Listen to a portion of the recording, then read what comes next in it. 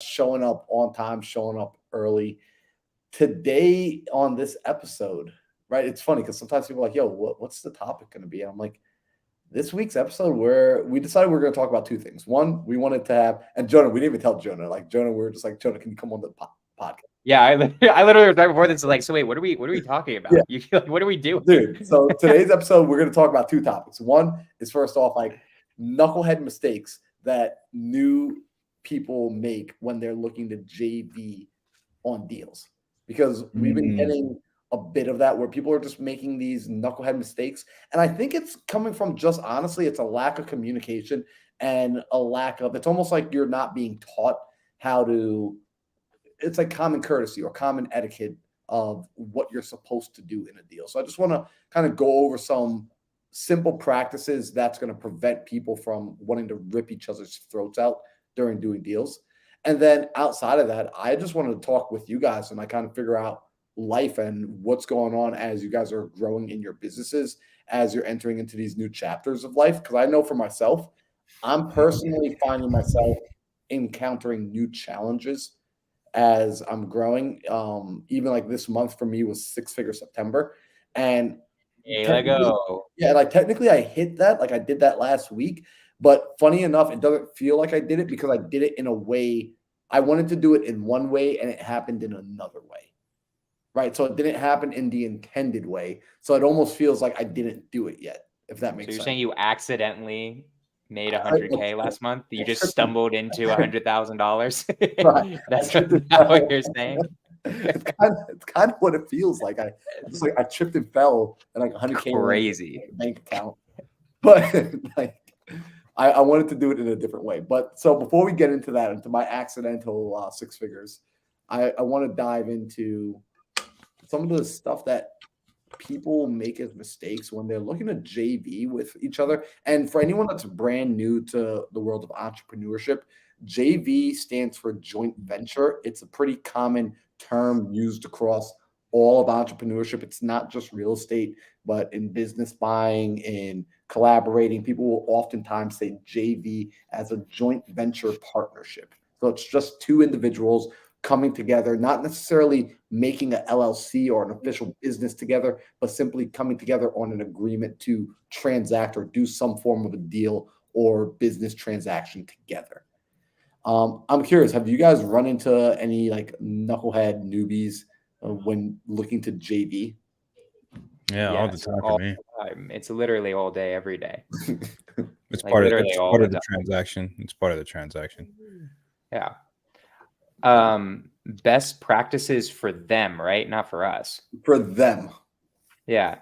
I mean, honestly, just give value. We talk about that so much. I feel like that's a topic that I talk about a ton, and I know all of you boys talk about a ton too. Like 90% of the messages we get, guys, is, hey, I've got a deal. Let's get on a phone call, right? Like, I could use some help with it, which is like just like the wrong way to do it. The right way to do it is like, hey, here's the address, here's the ARV, here's the percentage, here's how you're going to make money, right? The flip, here's how we're going to make money. If it's a creative deal, here's how we're going to make money. Even if you just come to me and even if it's a lead, at least give me like all the info. Show you put in a bunch of work, and then I'll be much more happy to be like, okay, here's the buy price. I have this little thing that I give out to everyone. I could give it out to you too, but like I have this thing where like if somebody sends me stuff, but I don't think they've done enough work, I just send them like, come back to me when you have all of this info. And 9 times out of 10, they don't come back. And then I'm like, yeah, that's what I thought.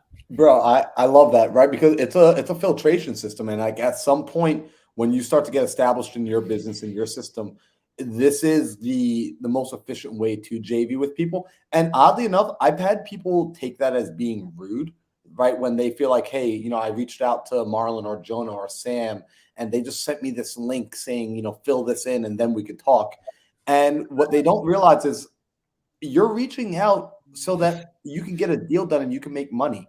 I'm sending you this template to help that happen faster, right? To help expedite the process and to teach This is what's important. These are the necessary details needed for us to have a conversation to accomplish the goal, right? We're not just here to hang out.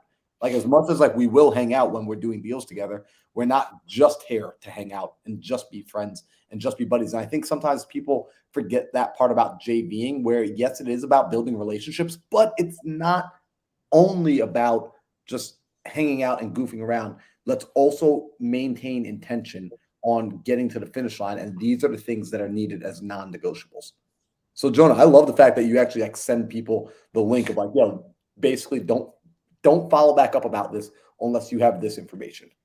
I don't do a link. But it's like a list of questions. It's like 8 questions that I'm like, if you have the answers to this, I'm down. If you don't, you haven't done the minimum amount of work for yourself to even know if it's a deal. Anyways, you're going to do this and then you're going to realize it's not a deal. And then you're going to come and hopefully you'll come back to me later with something that is a deal. Yep. That's just how I feel about it. It's like, in a way, I've given you value by just giving you the questions. Dude. Like just by that. But the fact like, okay, at least you know now what you need, right? But I don't know. People sometimes don't see it that way. Some people get butthurt, but it's okay. I don't want to do business with those people anyways. Most people just don't respond after that. I'm like, okay, well, is what it is. Yeah, no, it's a great, like, honestly, I have my website. Funny enough, my website, I checked the other day, my website, JV with Marlon, is still live. And when you go on there, there's little stars in the box. Like, basically, you can't even submit this until you have this information filled in. And that took care of problems right then and there. Like, when people would reach out, like, hey, like, how do we do a deal together? JVwithmarlon.com, fill in everything that's red. Everything was red. Like, everything, it just made so much sense. What about you, Alejandro and Sam? You guys run into like any things with like Sam is on like Tinder right now or something, dude. He's just on his phone, like doing what bro, he's setting the mood.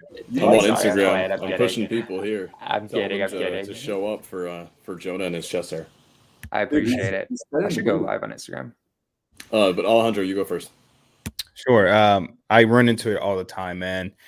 I would say a lot of time people send me deals that they need help with and they want a JV, and I would love to, but I would say 7 out of 10 times they only send me an address. Hey, I need help with this. I'm like, okay, well, do you need help with spelling it? I'm confused. I really don't do any assumptions. This is something I stopped doing last year, is making assumptions, because that can get you in trouble very easily. You know, when someone says something, and let's say, for example, someone sends me an address and I'm like, okay, I'm going to start underwriting it. I'm going to, hey, this is a deal at this number. And they respond, oh, I already have it on a contract. Yeah, you don't need to do it. And I'm like, oh. So I just stopped making assumptions. I'm like, hey, can you clarify a little bit what you mean by this address? What do you need help with? And then also when I'm doing JV stuff, when it comes to selling a deal, disciplining a deal together, I like to have exclusive rights to that JV, because I like to avoid marketing to the same buyer and just looking really stupid in front of other professional buyers out there. Like, hey, this guy just sent it to me for $10,000 less. I'm confused. Which one is the right price? Like, what are you guys trying to do here? So I make sure I have exclusive rights to that agreement for at least 72 hours, just because that's how long it takes us to get a response or sell the deal. Sam and I, we both have, what is it, cartel mode, right? And investors live, Sam. So we can post a deal and we can instantly give you within a couple of minutes whether it's a deal or not. And we also have VIP. So whenever you guys are bringing JV deals, don't send it to me and then send it to 10 other people and, you know, just expect for me to actually put my full effort into it when other people are marketing. I'm just going to tell you straight up, like, hey man, I'm not interested in that. Like, if you have other people marketing it, like, let me know if they fail, then you can bring it to me. But at that point, it's probably not a deal anyways. So that's what I run to most of the time. So I have 2 things that I want to hit on. Number 1 is newbies tend to not know what the hell they want with the deal. What I mean by that is they'll have a lead, and the lead will have some level of interest. And then what will happen is they will naturally, like, here's the address, here's the numbers, and then there you go. And then the question ends up being, what do you want to do with this? Do you want to keep this? Do you want to wholesale this? Do you want to flip this? Do you want to, have me do all the work? And, what a lot of times will happen is and that's number one. So have clarity in what you want. Number two, I'm actually going to go 3 parts here. Number one is have clarity in what you want. Number two is if you are deferring to someone who is more experienced and basically just more along in the business than you are, that's great. Trust them. If you're going to come to them and you're going to have them carry the baton, you are in no position to try to be the decision maker after that. One thing that's very tricky for me, and it's one of the reasons why I stopped JVing for a long time, we're doing it again, but in a very unique, protected setup, is we had crushed, we're well over 100 deals now. We're actually almost close to 200 deals now. And what got tiring was for me to have brand new people who've never done a single deal before, never seen a transaction through A to Z, never done it, bring our team a lead, and then try to be the decision maker on what happens next. We know what's highest and best. Usually the person that you go to who's more experienced, you're going to them because they know. You're going to them because they have transacted. So in that instance, there needs to be a good faith approach, in my opinion, where and of course, protect yourself with the proper JV agreement, with proper paperwork. But if you were going to go to them and you were going to surrender control of the next step, surrender control for all the next steps. If the highest and best use on that property is to wholesale it, we will tell you. If the highest and best exit strategy is to wholesale, close on it with some private capital and relist it back on market, we will tell you. What ends up becoming really tricky is when my team of closers who've done tons and tons and tons of transactions and they know exactly what they're doing are being bossed around by newbies who've never seen a single transaction through. And the problem is usually the reason why is scarcity mindset starts crouching in, right? If we wholesale, am I still going to get my 50%? If we wholesale, am I still going to get 50%? If we list it with an agent, what's happening with me? And what ends up happening is there's always this recurring theme of me, I. And then what we've quickly found is that the more seasoned the operator that you work with, who you trust to do these transactions, what will typically happen is they don't actually give too much of a damn about what your cut is, what their cut is, what everyone's unique cut is in every exit strategy. They typically care about, let's do what needs to be done to get the transaction done to the finish line. And let's not, and this is the most critical thing. I will end relationships if my team ever senses that this is being breached. And it's one of the greatest things. I've said it 25 times on Think Big. I'll keep saying it. It is do not step over dollars for pennies. Don't step over dollars for pennies. We just had this happen to us. We just opened up our Dispo program because, like Alejandro mentioned, we are officially cartel bosses now. So now that we have this access and we've got basically 4.585 million buyers nationwide, we have all the hedge funds, all the good stuff. What naturally happens, we're going to ramp up our disposition JV. And then what happens is we had someone bring us a deal and we're working it. And we actually found a buyer really quickly. And this person, to Alejandro's point, we've decided last week to make the switch to everything we do on the JV is with exclusivity, not for 72 hours, but or not for a day, for minimum 3 business days. And the reason why is because we went and found the buyer. We did the work. We actually negotiated with the buyer and got a super high number from them. And then because the frontline wholesaler, who's the first deal, they're just scarcity mindset, what did they do? They went and posted it, took the first offer they saw, signed the assignment, and then were committed and locked into them. And then they tried to back out of that transaction when they found out that we had someone higher. Now, the problem is this. You signed the assignment. You got to fall through on your word. But what happened to me and my team? My team put in work. My team put in their time to not get paid. So number one is know what the hell it is you want to do. Number two is operate in good faith and trust the operator that you're going to. You're going to them for a reason.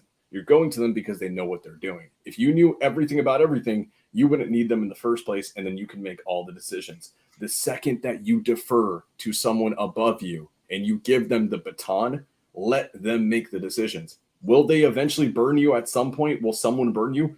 Absolutely. It's an inevitability, and that's okay.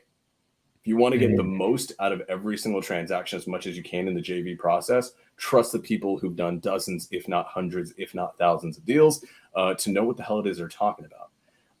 And then number 3, this just really just kind of is a mindset thing, guys, is it is okay. It is absolutely okay to make very little on a deal in the beginning of a new JV relationship. Right? An element of that saying, don't step over dollars for pennies, is we actually had someone in this person. We had another person who did this, and this is why this is all coming out this week. We had someone else basically allow us to do the dispo side, and then they basically committed to someone else without telling us, which is, again, our bad for not doing the exclusivity on that one. And then here's the reason. Here's why. $500 more. Bro. $500 more with someone else. And that's totally fine. I get it, right? $500 is a lot of money. Here's what happened. By doing that and not communicating it properly, when we challenge this question, it's like, hey, you do realize that this person, nothing against them, you do this deal with them, you'll make an extra 500 net, 100%. I totally get that. That person, it's like their second deal ever. You work with us, you will leverage all of our resources, our structure, our foundation, because we are going after a relationship. And then you will make tens of thousands, if not hundreds of thousands in the long run with us. You do understand that. And then because of scarcity mindset, because it was like their first or second deal or something to that effect, and they're kind of in survival mode, I understand it. I do. I don't agree with it, but I understand it. They said $500 are more important. Great. Never reach out to my team again. And so I have to be a little bit more serious with the JV side of things now. And here's the reason why. Guys, I want to speak to the business owners here. It's a lot of people who are solopreneurs, and then it's okay for people to waste your time because you're a solopreneur. You're the only one it hurts. For me, when you come to my team and then you try to work with us and the deal doesn't go through because you made a decision, totally fine. You're not hurting me. I make money. I've got a lot of business ventures. We do well. I'm okay. I'm not in it for me. I have team members who don't get 100% of the assignment. I have team members who this is their income stream to feed their families, to feed their kids. So when you come to the team because you're chasing $500 more here or there, you're not taking it from me. You're taking it from my people. So we have a core tenet that my team has at Arch, and it's not don't waste my time. It's don't waste my team's time. Biggest thing. So that's all very stern and serious, but this is an unfortunate truth. And here's the thing. I wish everybody the best. Truly do. Everyone, I wish you all the best. I wish everyone makes $50 million a year. I wish you all get to go and live the most abundant lifestyle ever. We just don't have time for you to come to the realizations that this is, like Jade says, a long game and not a short game. Okay, I'm off my soapbox now. Ooh, man. That was so good. I like it. I like it. Can I the funny thing is that this is a different thing with everyone, and this is just an extra point to this that I just want to go off of. I actually love doing non-exclusive deals. I don't mind the chaos as much as these boys do. The point is the communication is what I feel like is the biggest key. That's like even beyond what they're saying is it's the communication of what may or may not happen. That's super important for these relationships. Like the point of $500 in screwing someone, it's not even about the $500. It's about the fact you didn't communicate at all with anybody. And that's the most important thing. Like what is important, it's important for us to communicate as the leaders. And it's also important for you guys to communicate what you want, right? And setting expectations with these relationships. So like for me, I don't mind the non-exclusive if like you've already locked it up and you're just looking for buyers. And I think I could find you a buyer in a day because I have a dispo powerhouse. So I'm like, I bet I could beat you to finding a buyer, right? What I always tell them though is like, if I get you your price, that means it's mine, right? That means we sell it, right? I understand if you find someone first, but like if I bring you this price, you're not going to renegotiate with me or anything like that, correct? You've got it. I do a bunch of due diligence too. And as long as we're setting clear expectations, I think it's good. we could have a conversation about not always doing exclusive guys, because there is money there, even with the non-exclusives.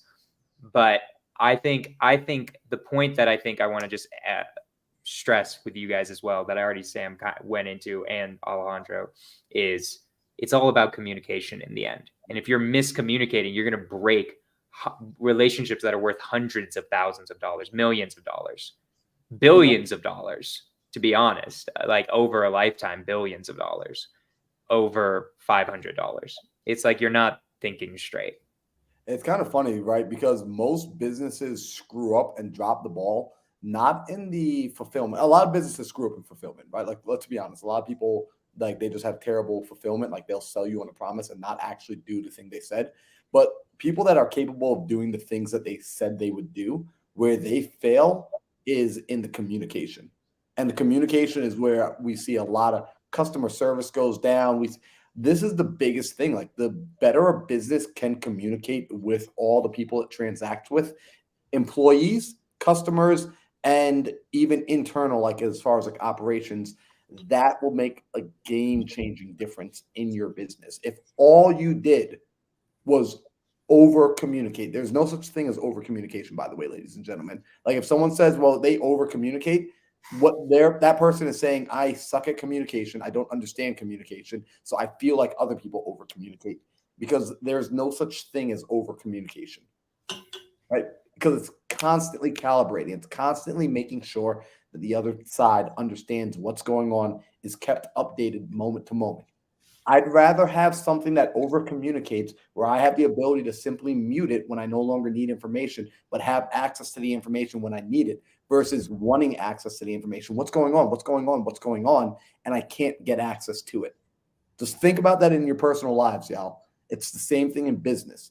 If you're in a relationship and you're trying to figure out what's going on with your partner, with your best friend, with your parent, with whomever, and you can't get a hold of them, or they won't speak to you to tell you what's happening, that's worse than them constantly giving you these hour by hour text updates that you can simply turn the notification off, because, like, I don't need this now, but it's nice to have when necessary. So I agree with Jonah wholeheartedly. Now, interesting enough, I'm curious to know, this started to come to me when, based on what Sam said and just based on where my mind's at personally with my business, and something that I will say, funny enough, I felt like I struggled with this, and I don't struggle with it as much anymore, but it is still something I have to consciously think about, where we always talk about this idea of lead with value. And JV partners, when they're new, they have a scarcity mindset, and the brain keeps going back to, like, all right, how do I win? How do I get money? How do I close the deal? How do I do this? How do I do that? I'm curious to know, out of you guys personally, how often do you have to remind yourself to come back to focus on the other guy, focus on the other girl, bring value to them? And when you bring that to your to the forefront of your mind, do you actually see a direct increase in revenue, business? Like, basically, like, when you put your mind intentionally on servicing others and being of service to others, do you guys feel like that's just kind of like woo-woo fluff stuff that you don't really, like, Marlon, like, that's BS, like, just go out there and go make money? Like, just go hit the dials, make the calls. Like, your intention doesn't actually matter. Just go follow the script and shut up. Or do you feel that it actually makes a difference when people set internally their intention on asking the question, how do I serve other people better? How do I serve the marketplace better? How do I serve the customer better? How do I serve my employees better? How do I serve my family better? Do you feel like having that sort of servant mindset has made you more money? Absolutely. I mean, I'm gonna take this one right now, but I actually liken this very much back to the problem that we see a lot with a lot of newbies is they've never done a deal before. I'm gonna wait to get my first deal to then make my LLC. And then what they're doing is mentally, whether they realize it or not, they're making the existence of their LLC, right? And what is the LLC? It's the entity that you're gonna do all your business in. The existence of that is contingent upon if you get a deal, if you get a transaction. And then there's a mindset shift that needs to happen. You have to ask yourself, are you going to do deals? Yes or no? Yes.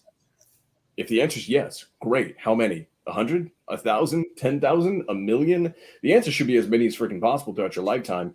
And the answer is not if they will happen, it is when they will happen, and they will freaking happen. Once you have that kind of agreement with yourself, it's funny. You actually aren't going to wait for your first deal to get the LLC. You're actually going to go ahead and do it right now because the deal is going to come. And then I think the same thing needs to happen with a new JV relationship or a new partnership. Very often is that in the beginning, when you're super new and you've never made a dime in the industry, too much of the time you're kind of chasing providing for yourself because you may be in survival mode. And I understand that you're like really clamoring for your first deal and it feels palpable and you can feel like you can touch it. And then it really just becomes very real. And then when that happens, is the problem is scarcity mindset will come in. And then now what ends up happening is now you start prioritizing the deal over the relationship, the deal over a shared profitable future, not for the next 30 days for this deal to close, for the next 10 years of all the property that you will do together, of all the transactions you will do together, for all the people's lives you're going to change together. So I think that at some point in everyone's journey, there will, or hopefully will be a time and a moment where they start to make the understanding that the relationships create the money and it's not the other way around. It's not that, oh, I'm going to do 50 deals and now everyone's going to love me. It's not how it works.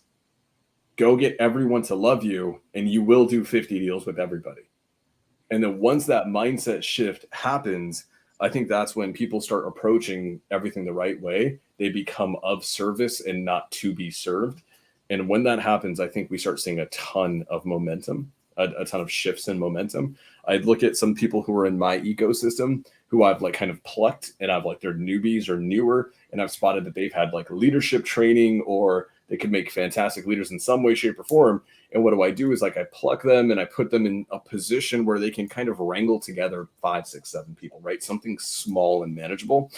And I literally will tell them like, your focus is not on doing deals right now. Your focus is on serving all of them because guess what's going to happen? They're all going to go bring you a deal.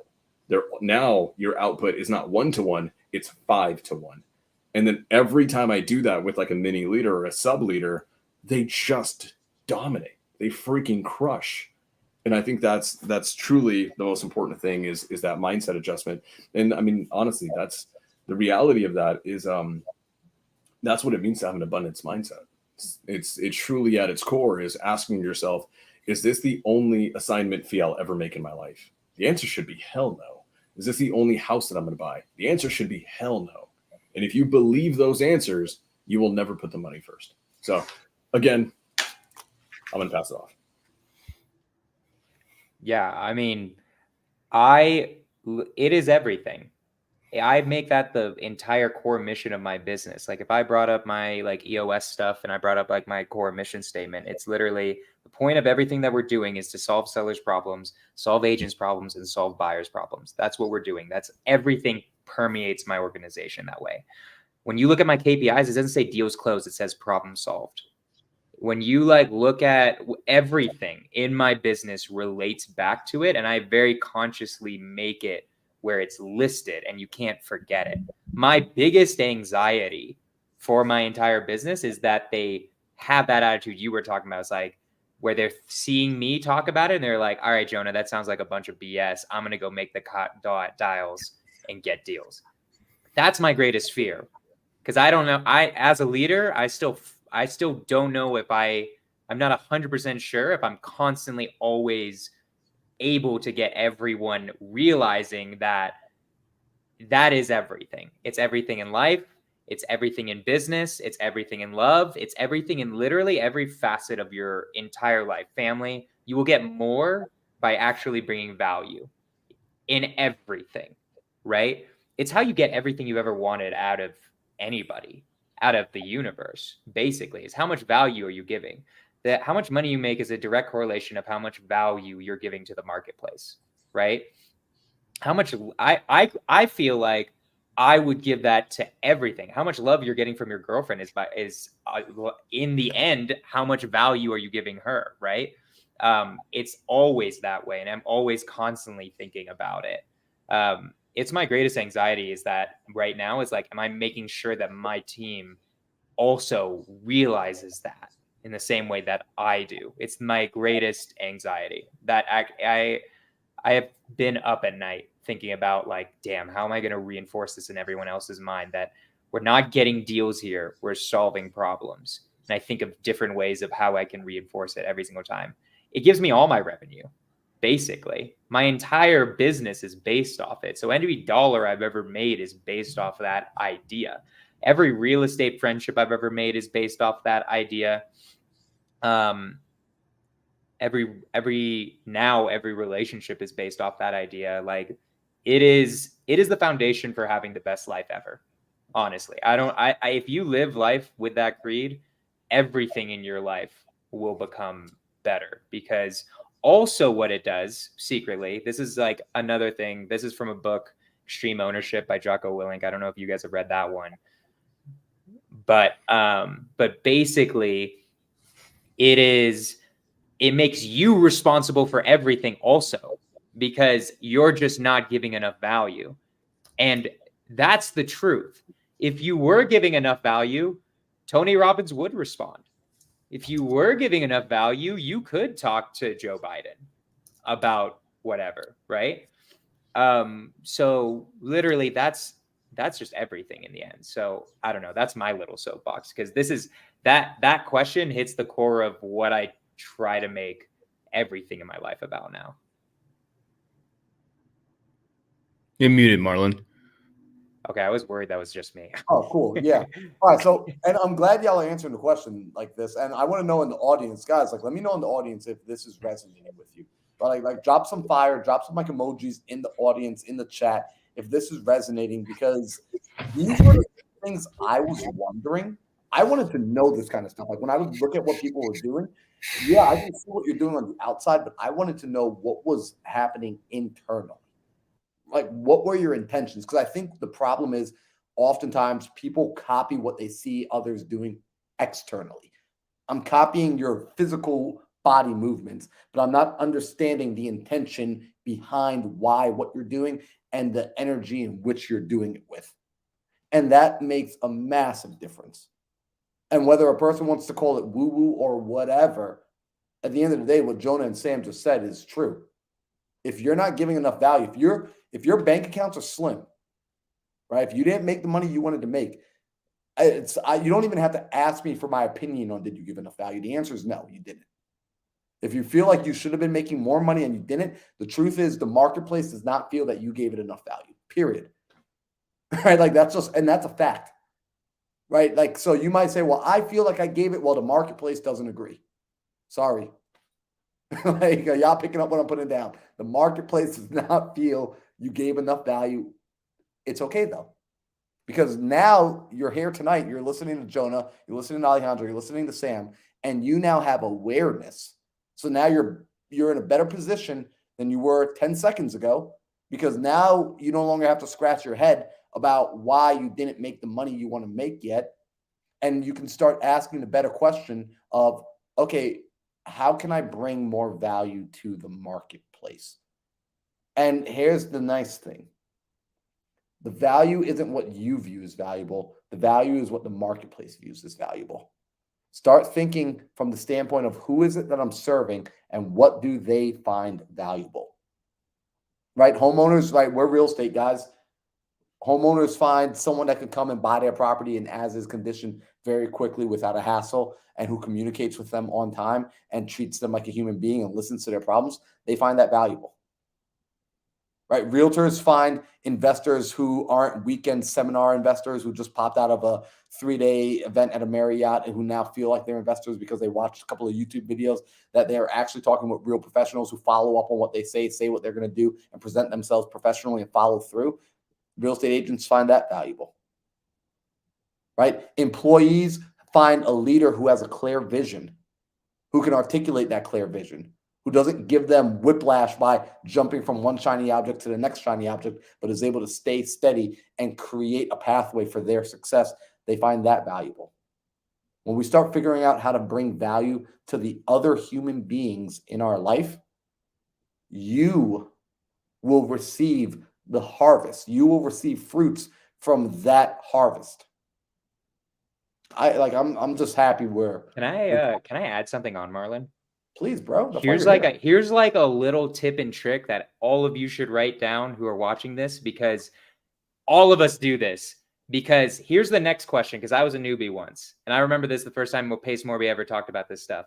It's like, give with value. Okay. How do I give value? Right? And really, the best way to do it is whoever's life you want that you see, copy how they're giving value. Right? And if anybody ever gives you a pro tip of giving value, write it down and do it. Marlon, the other day when we were in Puerto Rico together, he gave me this was a genius idea. I was like, wow, that's amazing. He got it from somebody else. I don't even remember who he got it from, but he said, hey, when you do a podcast, instead of cutting up the reels and using for yourself, cut up the reels, make the other person look better, send it to them, then they'll post it. They're more popular than you anyways. They'll tag you. So you're going to get what you wanted out of that podcast anyways, which is to get more clout. And you're going to be giving value at the same time. And I'm like, wow, that was like genius. So I do that with every single guest that I'm like, that is bigger than me at this point, right? Copy when you hear really interesting ways of giving value, write it down. Like write it down. It isn't officially called this, but I basically have a ton of notes that are just different ways of giving value that I'm like, wow, that's genius. I'm going to do that from now on. Right. So copy everyone else. Being a copycat is a good thing in business. I know in school it was a bad thing. In business, it's the best thing ever. You should just copycat whoever you're trying to be like. Every single part of it, right? As if you want to be as close as possible, copycat them as much as possible, right? All of us are copycatting Pace to some degree, right? Depending on how much we want to be like him. All of us are copycatting him on different things, right? So really, whoever you're trying to be, whoever you look up to, just copy them. Like it shocks me that people think they have to be original. Nobody's original. I'm not even sure. I think there's a theory out there that Jesus Christ went to India and learned about Buddhism. I read this whole article on it the other day, right? And then he made it his own thing and made a whole new religion out of it, but got inspiration from that. I don't know if that's true, but the point is that it is every single successful person you know copied 95% from somebody else and then added their 5% flavor to it. So I don't know. I just wanted to add that on there. And Jonah, you're absolutely right. In fact, I think I've shared this story in the past, but it'll be good for people to hear again. My background was in parkour before real estate, and I was a parkour coach and a parkour pro athlete.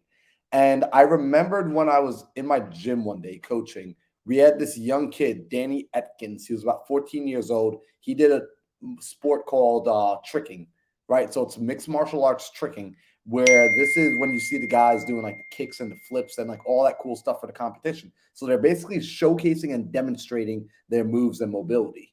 And world-class athlete at a very young age. He was coaching two other young kids. So Danny's about 14. He's got a 10 and an 11-year-old that he's coaching, and he's showing them how to become world-class. And I remembered I was sitting in the room one Friday night watching him, and he said to them, listen, guys, right now, the problem is you're trying to do your own style too soon. What I need you to do is I need you to copy the fundamentals, the foundation that I'm giving you. I need you to implement this foundation right now so that you can apply it to yourself. I want you to apply the foundation, get that mastered, because somebody has already figured out the skill. Someone has already figured out this trick. They already understand how it works perfectly. Take that, master it, and then after you master it and it no longer takes conscious energy, begin to throw your flavor and your style on it, just like dancing. Learn the 4-step and then start to throw your style and your swagger into it.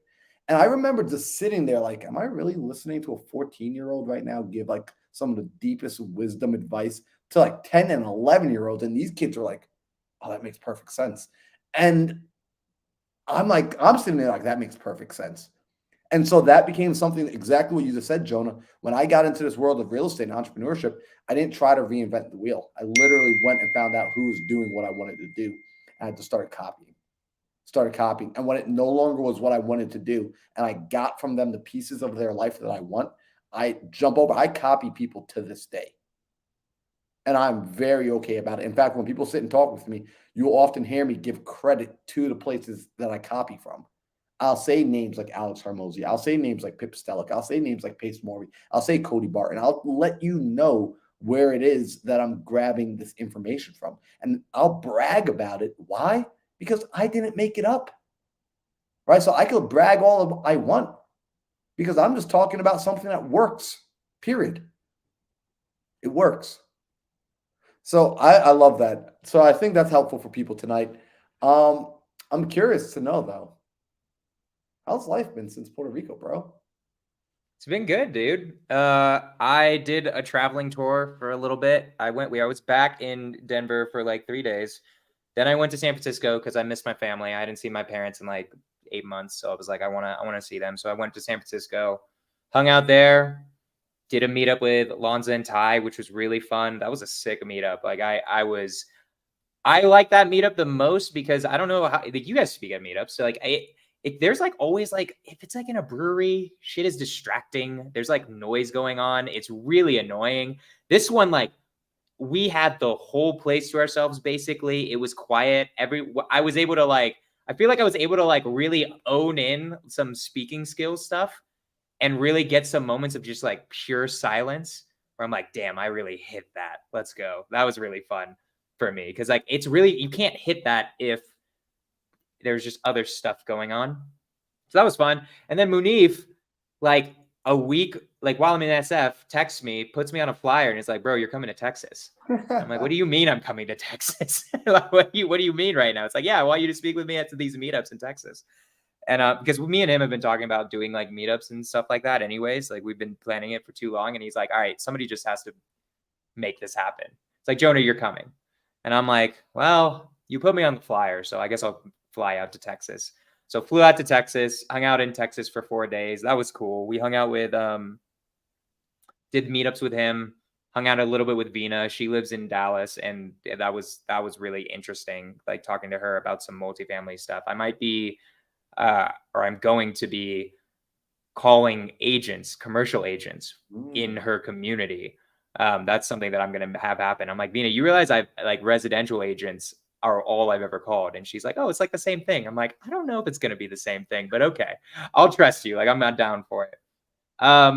So those were the fun things. And then I've been back in Denver and man, I have after October, because October is going to be a crazy travel. I want to chill for a while. Like I'm good on the traveling. I love Denver. I want to hang out. The thing is I'm going to come back and it's going to be winter. And then I'm going to be like, all right, never mind. I do want to get the hell out of here. But life's been good, bro. I don't know. Like it's been good. I feel like the greatest business problem I've been dealing with was that anxiety of, is this connecting with the people I'm talking to in my business, right? Mm-hmm. I've seen it slipping recently in my business, and I've seen the revenue go down because of it, right? Like last month was like $100K month. This month so far, it's looking like a $50K month. And I think it has a lot to do with people are not remembering, what are we doing here? What are we in the end doing here, right? There are other things too that are getting fixed, but I think that's the key one. And for instance, my greatest red flag was one of my guys, love him to death. One of my greatest salesmen. But he was like, hey, I'm going to miss the morning meditation because I want to drive there and I don't want to miss any work. And I messaged him. I'm like, I'd rather you miss work than the morning meditation. 100%. I'd rather you miss an hour of work than the 15 minutes of meditation. Wow. And then I did. And then after that, I was like, I need to have a speech with the whole company. And I went to the whole company today and I was like, guys, do you guys know why I do this? I don't know if I've ever actually explained to you guys why I do this. Who knows? People said some decent enough answers, right? And I'm like, guys, all of your jobs are incredibly stressful and anxiety ridden. Like you guys are doing hard work here. I am doing this so that you guys keep your cool and realize like, hey, in the end, we're here to solve problems and that's amazing, but life's going to be good no matter what. you are here in the moment. I went into this whole speech, but anywho, that's been slipping. That's been like that today that really hit me of like, yeah, there's some systems things that could be done better, but that's really the thing that I feel like I'm like, when this slips, everything slips. Mhm. It's like when I don't work out in the morning. If I don't work out in the morning, the rest of my day sucks in comparison. I'm way more anxious. I'm just way more stressed. Once I do that, the day already starts off as an L. So then like there's already been a big loss for me if I didn't work out that day. So then it's like, it's easier to let myself not do the other habits as well. Right. So yeah, I don't know. That's how I've been though. These are the thoughts that are coming to my head. That's some real talk. And this is like what I love about like the Think Big podcast, where it's like, this is real conversation. Like, guys, if we weren't filming, like this would be like, this is like kind of what it's like to have a phone call with like us, right? Like we're just like talking about life. And I like this because, you know, Jonah, like, and this is something you and I, like Sam, Alejandro, we all do this for ourselves. We'll go and we'll travel to meetups or we'll go to events or conferences. Like I will go to different places for reminders to get my energy back up, to make sure I'm back in alignment. Like, and I'll kind of have this like, oh shoot, like how did I get off course again? And going to a meetup or meeting or having a conversation with someone slaps me back in, even though I'm doing like my rituals and I'm doing my habits. I still every now and then need something outside of me that like puts me back into alignment. Do you do that for your team? Is that like something where, you know, once a quarter, we as a team hop on like we all go and we read a book together, or we all go to like I let them know this is the conference I'm going to and they should attend as well, or here's the Zoom login, we're going to do this 3-day weekend seminar, or I bring somebody into my team and they do a workshop with them. Like, is that stuff you do? Yeah. So you guys ever read the book Traction? It's by the same author as Rocket Fuel. So in that book, they have the EOS meetings, which is, or I think, at least I call them the EOS meetings. I forgot what they're called, but basically they're the quarterly meetings. So I run quarterly meetings like that 100%, where we go back to the vision, we go back to the mission. What I realized also today was like, I fired like 75% of my staff at the beginning of this quarter. That's why nobody 100% is in tune with the mission. I should have just done an early one, because we fired 75% of the people and then rehired 75% of people. This quarter's been pretty wild for me. I partnered up with an integrator. I completely changed stuff up, and like I had the most profitable quarter I've ever had, but I realized people feel like I realized I'm like, everyone is feeling something, but I haven't vocalized it enough, because except for the people who did stay, they know it because I've talked about it over and over again. I might do it for a while, twice a quarter, like maybe even once a month, just do the EOS meeting and just review it, just because I don't know. I need that in everyone's heads. I need people to understand that I'm not just a crazy person when I say problem solved instead of deals closed in the KPIs, right? So I do that.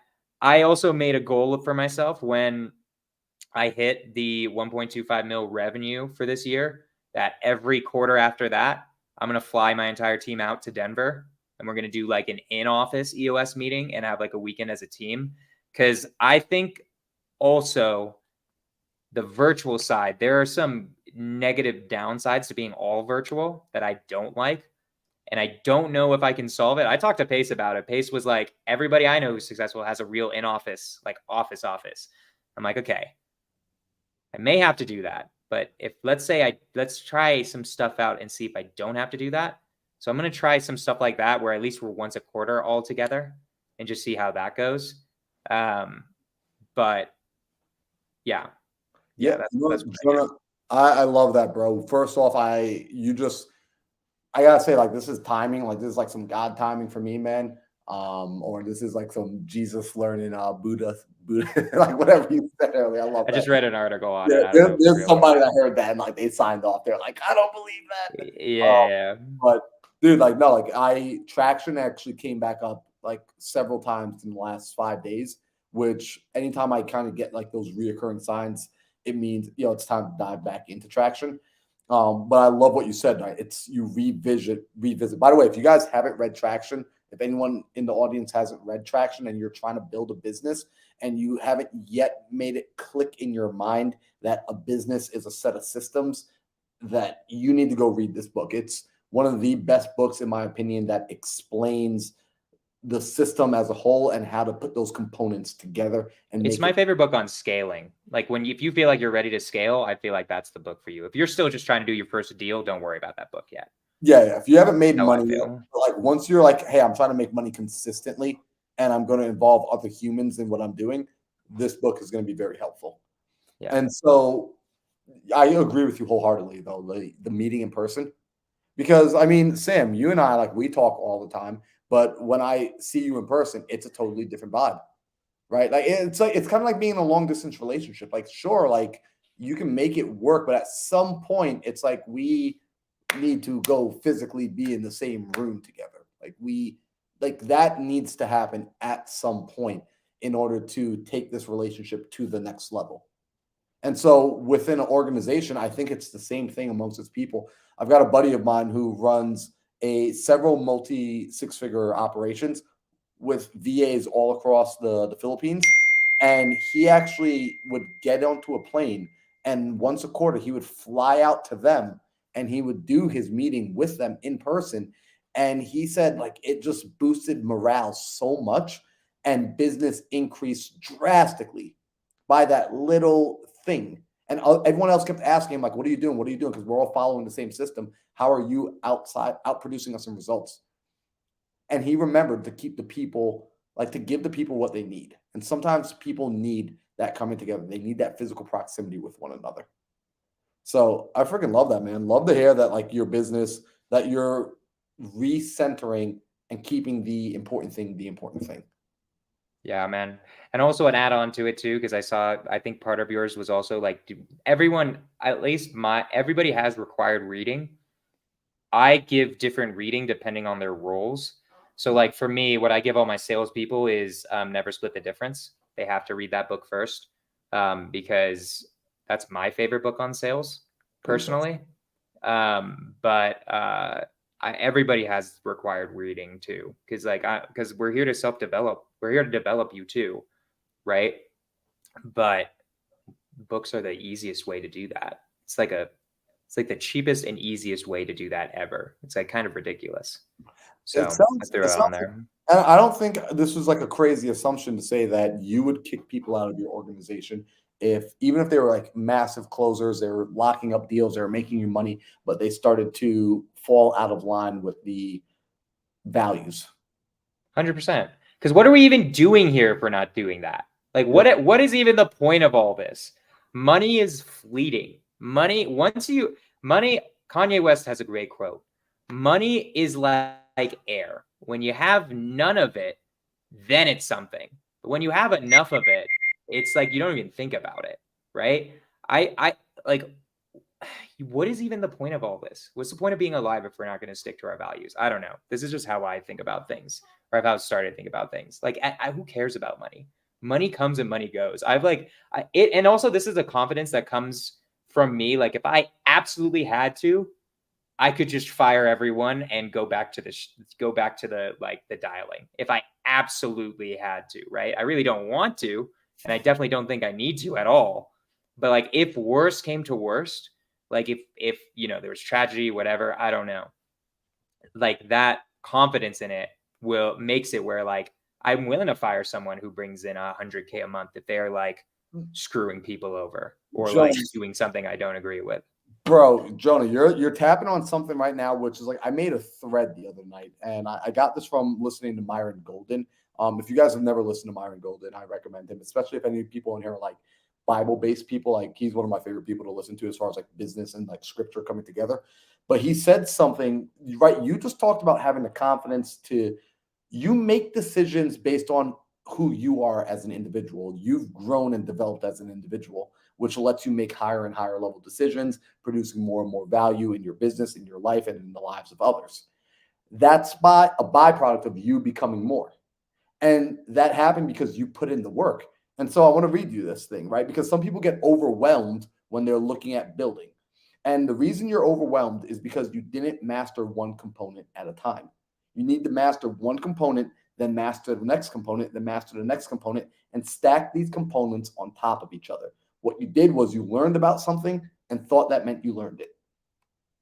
And so because you mastered the components, you took the time to master each of them and you stacked them, you're now able to build, you're able to bring other people in, but it also gives you this feeling as you're standing on top of your tower that, hey, if this tower got knocked over, I'm not really all that worried. I'm not stressed out. I can play this game with the thought process of how to win, not how not to lose, because I know how to build and I can just rebuild all this if I needed to, which puts you in a way different position than someone who won the lottery, like a lottery mindset. And they're like, crap, if this falls away, I don't know how to get this back again.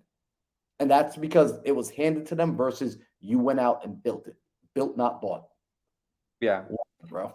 It's also, and I also feel like, and I know I'm talking a lot. I'm the special guest, so I am going to talk a lot. It's okay. Yeah, like I got invited on. All right, I must be somewhat cool. It's also not having an ego. That's been something I've been working on a lot recently. Of being like, I'm okay with telling people I had 100K month last month, and this month it was cut in half in 50K, right? Probably, unless somebody brings in a deal really like because it brings in a deal that's going to close in 5 days, right? I'm okay with that. Like, I've just realized even if I lost my entire business and everyone's like, oh God, that's the Scorch Method guy. Have you heard? Blah, blah, blah, blah, blah. I'm just like, bro, it's all noise, dude. It's all noise. None of it matters in the end. I'm getting really good. I'm trying to get really good at not having an ego, because that's going to be really important for all four of us, because we're all skyrocketing right now, right? We're all on like a rocket ships. It's really important. It's just remembering not to have that ego too, because I think that helps a lot, because then I'm less worried about things that aren't even really real, to be honest. It's like not really, really real. Like I've had, anyways, but that's my little extra add on there. I was about to say, man, because we could open up a whole can of worms, and like I want to end this one with like one final question. I want to keep the answer as quick as possible, but how important? Oh damn, we're at the end. Yeah, bro. Like this is like I love it, guys. This is just me hanging out with these guys. Like literally, anytime they hit me up, I'm like, hell yeah, I get to hang out with my boys right now, and I get to drop some knowledge. So, anyways, sorry. What's the question? No, dude, it's all good. Yo, check this out. I want to know. Hopefully, people are going to get so much value from this, guys. Like, pay attention. Hopefully, my answer is good. Yeah. Hopefully, Hopefully Jonah comes up with something good. I don't know what the answer is. I texted it over to him, like, yo, answer. Like, oh, did you? No, oh, okay. That would have really imagine. That's how we do all our shows. We're actually just like shooting our guests. Just feeding me stuff. We got a teleprompter. As you've been growing, how important has it been for you, right? Let me put it this way. I'm going to frame the question. You were rewarded in the very beginning of this journey for picking your head up and looking around, right? Like looking around to see what's out there, see what's next. Ooh, look at that. Ooh, I can do this. Ooh, I can do that. You were rewarded because that took you out of the world you were in and dropped you into this world of entrepreneurship with opportunities. Now that you're in this world, how much are you not looking up anymore and looking around, and more so putting the blinders on? Funny enough, okay, so this is like a really interesting answer to your question. This might not be the answer you were expecting or wanted. I have been in blinders mode. The first year of entrepreneurship I ever had was full on. I'm going to start a direct to seller business. I'm going to start a direct to agent business. I'm going to do flipping. I'm going to do all sorts of crazy things. And I made $10,000 in my first year of entrepreneurship, because this is the metaphor that I use. You're trying to cross a river in entrepreneurship. You're trying to get to a destination, right? You're trying to cross a river. If I try to do it through flipping, direct to agent, direct to seller, creative, everything, wraps, sober living, I just created 5 bridges to try to cross one river, all 1/5 of a river. And it's just like, why did I do that? You need to construct one bridge to cross the river, guys. One bridge to cross the river. So I've actually been in blinders mode, bro. Like I really have been focusing on direct to agent, wholesaling. Every time I've been deviating from that, unless I have a really good partner, it ends up being such a goddamn distraction. And it's so annoying, right?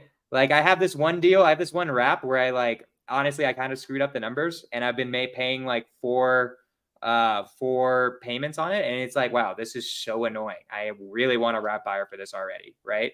Super aggravating. Anyways, but the point is that I have been in blinders mode. But the funny thing is because I've been in blinders mode for now 2 years, 2.5 years straight, now my business is at a point where it's like, okay, now I actually can open up again because my business doesn't need me as much anymore. I'm the sales manager still, and that still is an important role. But in comparison to even a month ago where I was the hiring manager and the sales manager and the CEO, I guess I still am the CEO and the sales manager. I can now start. I have more time than I've ever had or than I've had in the past 3 years, to be honest, to do meetups, to do social media. I've had the most time in 3 years in entrepreneurship in a while. So I'm realizing because I'm getting my time back, it's like, okay, let's fill it up with some new things. Like I want to start getting into multifamily. I've been very strategically becoming friends with Vina, where like she really likes me now. And so like that's how I got the relationship where now I'm going to be doing agent stuff with her in her mentorship, right?